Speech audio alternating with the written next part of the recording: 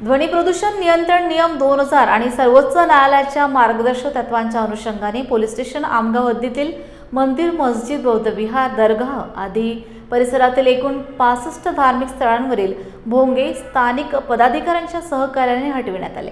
ही मोहीम आमगाव पोलिसांनी राबविली।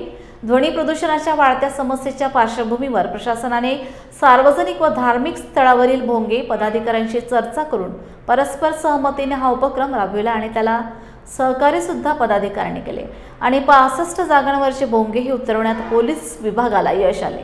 सामंजस्याने पोलीस विभागाने हे कार्य केल्यामुळे त्यांचे सर्वत्र कौतुक होत आहे। आमगाव पोलीस स्टेशन हद्दीत असलेल्या धार्मिक स्थळावरील भोंगे हे उतरवण्याकरिता पोलीस प्रशासन आमगाव यांच्या वतीने जनसामान्यास त्याचप्रमाणे धार्मिक स्थळाचे पदाधिकारी यांना आवाहन करण्यात आले होते।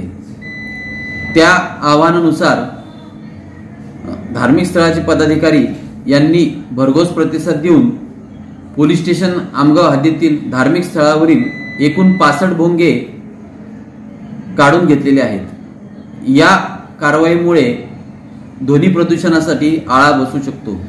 ही कारवाई माननीय पोलीस अधीक्षक गोरख भांबरे साहेब, माननीय उपविभागीय पोलीस अधिकारी प्रमोद मडामे साहेब यांच्या मार्गदर्शनाखाली पोलीस स्टेशन आमगाव आणि पोलीस स्टेशन आमगाव हद्दीत येणारे पोलीस पाटील यांनी मिळून केलेली आहे।